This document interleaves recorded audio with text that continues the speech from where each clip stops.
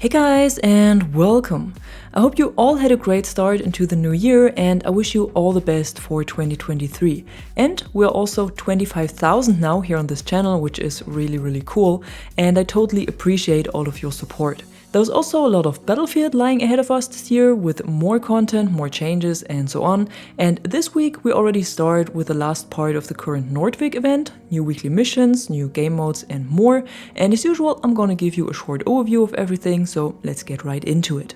On the home screen, the event tab has changed one less time from Defense of Nordvik to Liberation of Nordvik, and with this we got the mode Breakthrough Chaos and the last 3 cosmetic items to unlock. I guess you all know how it works by now. Earn 20 ribbons and the cosmetics are yours, and as usual the ribbons can only be earned in the event mode, but that doesn't take too long this time. So in this last week you need 5 ribbons to unlock the Watchman combat uniform for Angel, 12 ribbons for the Hellfire weapon skin for the MCS 880, and 20 ribbons for the Thermobaric vehicle skin for the MAV. In addition, there are also the last 2 free items in the store, and these are the Watchman combat uniform and the Bastion headgear for Casper. These look pretty similar to the set we received for Crawford in the first week, and again looks pretty okay when you put these 2 items together, even though I don't really understand why we received 2 sets for Casper. However, in addition, we also got a new purchasable bundle in the store that is called Heavy Fuel and comes with weapon skins for the PBX and MP9, a vehicle skin for the M1A5, a weapon charm, a player card and a universal vehicle skin.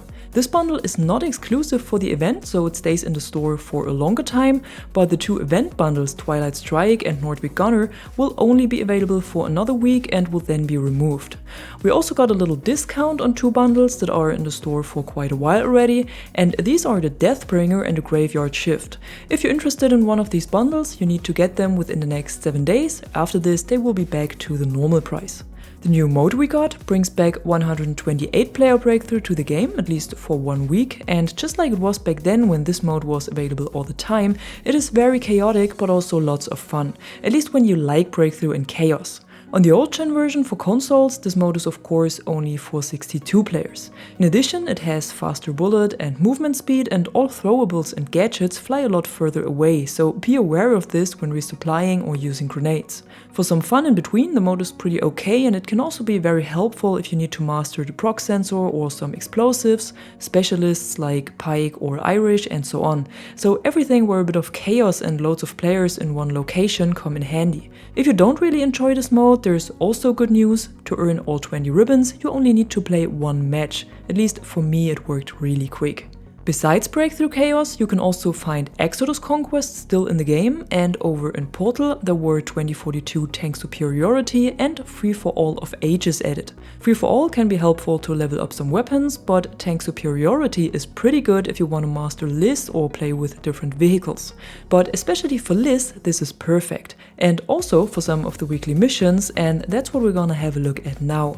The missions are slightly more challenging this week and are very focused on the recon class, so in the first section you need to do 10 kills and spot assists, spawn 5 times on a teammate's beacon or have them spawned at yours, and disrupt or hack 5 enemy vehicles.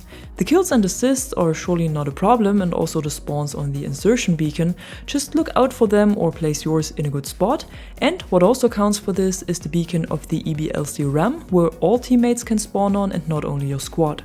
For the vehicles hacked or disrupted, I can recommend to use RAW, cause that works pretty well in all game modes, no matter if you want to get into the chaos or prefer more chilled rounds of Tank Superiority.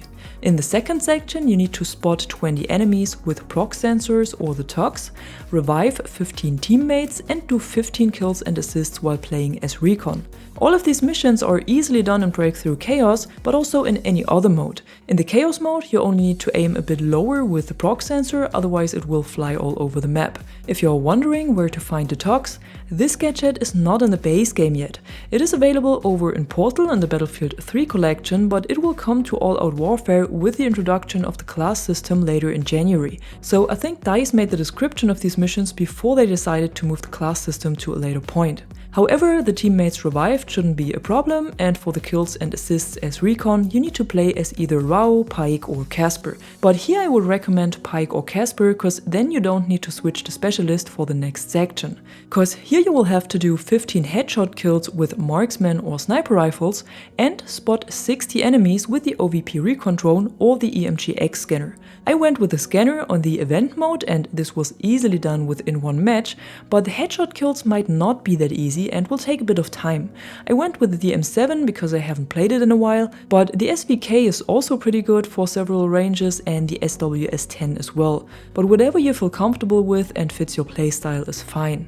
For the bonus mission, you simply need to collect 9 intel, combat or wingman ribbons, and since you need to earn ribbons for the event anyhow, you will easily complete this mission on the side. For the intel ribbons, you need to do spottings and disruptions. For the combat ribbons, it's kills and vehicles destroyed, and for the wingman ribbons, it's assists and revives. Basically everything you already did in the former missions. If you stick to Breakthrough Chaos, you will surely be able to complete all of this in 1 or 2 matches, and in other modes it might take a little longer. So even though the missions look a little more challenging this week, the new mode gives you a great advantage. And that's it for today, your usual weekly overview of the new missions and other content that was added to Battlefield 2042. And if you enjoyed this video, don't forget to drop a like or a comment below and subscribe to the channel to stay tuned for more content like this. Until then, thanks for watching. I'm the Catwoman and you are awesome.